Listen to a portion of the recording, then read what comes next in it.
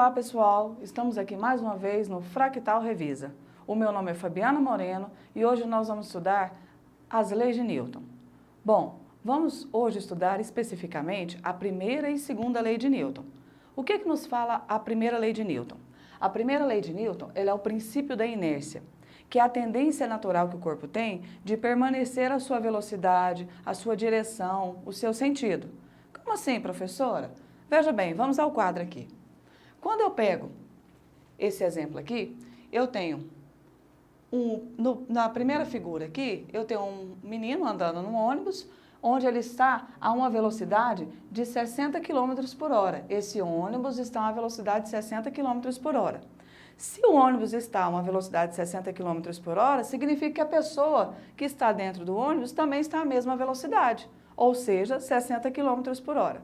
Mas, de repente, o motorista avista o sinaleiro fechado, o sinal está fechado. O que ele vai fazer? Ele vai frear, ele vai reduzir a sua velocidade. Então, ele reduziu a sua velocidade aqui e chegou até 10 km por hora. Mas a tendência da pessoa que está dentro do ônibus é continuar na mesma velocidade. Ou seja, a tendência dele é continuar a 60 km por hora.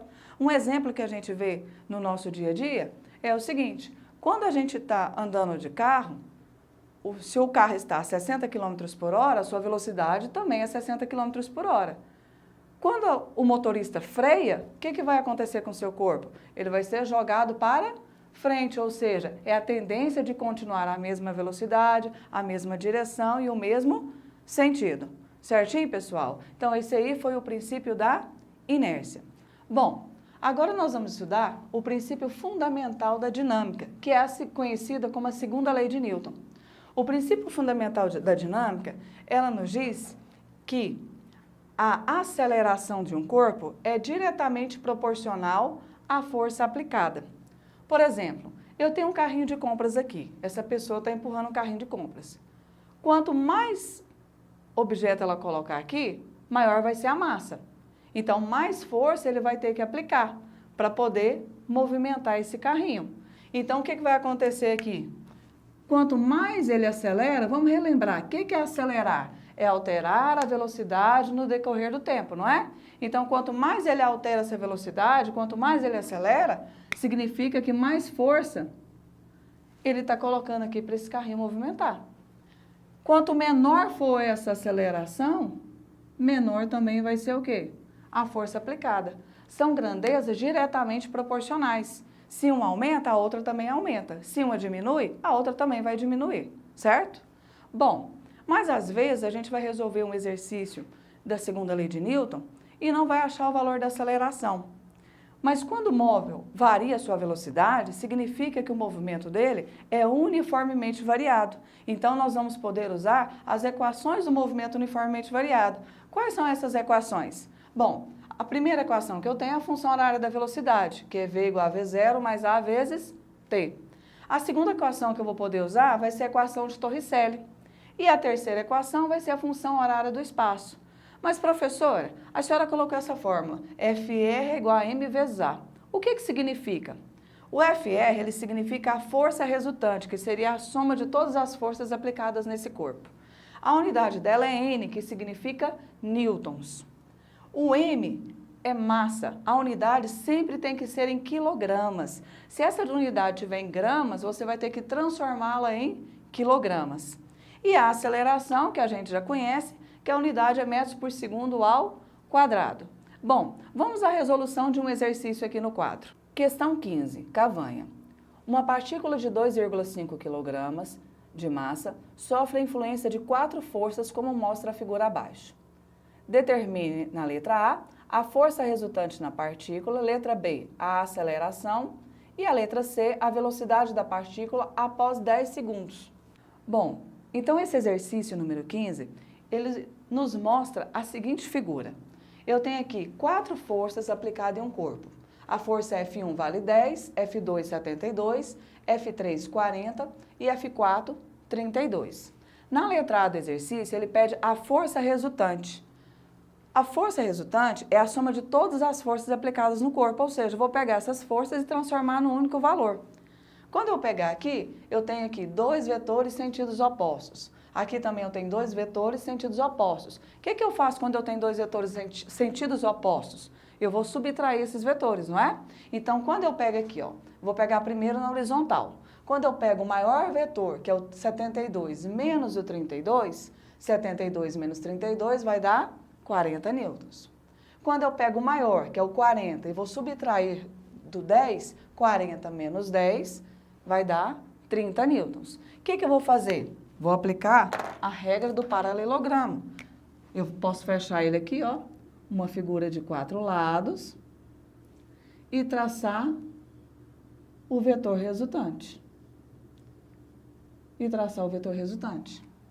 Quando eu traço esse vetor resultante, na regra do paralelogramo, eu vou aplicar o teorema de Pitágoras. Então, eu vou ter que força resultante ao quadrado vai ser a força 1, que eu chamei de 40 elevado ao quadrado, mais a força 2, que o nosso resultado aqui deu 30, ficou 30 elevado ao quadrado. 40 ao quadrado, 1.600. 30 ao quadrado, 900. 1.600 mais 900 vai dar 2.500. Raiz de 2.500, 50 newtons. Então, na letra A, nós achamos que a força resultante vai ser 50 newtons. Na letra B, ele pede a aceleração. Bom, aí eu penso, o exercício me deu que ele tinha um corpo de massa 2,5 kg inicialmente em repouso. Aí eu vou pensar, bom, se eu tenho massa e eu acabei de achar força, eu posso aplicar a segunda lei de Newton. Eu tenho força, que eu acabei de achar, e o exercício me deu a massa que já está em quilogramas. Então, aplicando a segunda lei de Newton, eu tenho que força resultante é 50, a massa eu tenho que é 2,5 e a aceleração que eu estou procurando. O número que está multiplicando a variável vai passar dividindo, então vai ficar 50 dividido por 2,5, que vai dar 20 metros por segundo ao quadrado. Já na letra C, ele pede a velocidade do móvel, a velocidade da partícula no caso, 10 segundos depois do início do movimento. Lembrando que ela partiu o quê? Do repouso. Aí eu vou aplicar justamente as leis de Newton. As leis de Newton não, a função horária do movimento uniformemente variado. Olha só, ele quer achar a velocidade. Eu tenho velocidade inicial 0, eu tenho aceleração e tem tempo. Então, dá para jogar aqui na função horária da velocidade. Olha, velocidade final que eu quero achar. Velocidade inicial é 0. A aceleração, nós achamos na letra B que vale 20. O tempo, ele deu no exercício que vale 10. 20 vezes 10 vai dar 200 metros por segundo. Questão 13. Um corpo de massa de 30 kg, inicialmente em repouso, inicia o movimento em função da força resultante de 30 newtons. Nessas condições, qual é a velocidade do corpo 2 segundos após o instante em que a força resultante ficou diferente de zero? Bom, então, nessa questão 13, ele me dá que a massa do corpo é 30 kg, ele está inicialmente em repouso. De repente, é aplicado sobre ele uma força de 300 newtons, então inicia o movimento. Ele quer saber qual vai ser a sua velocidade, então, adquirida depois de 2 segundos desse movimento.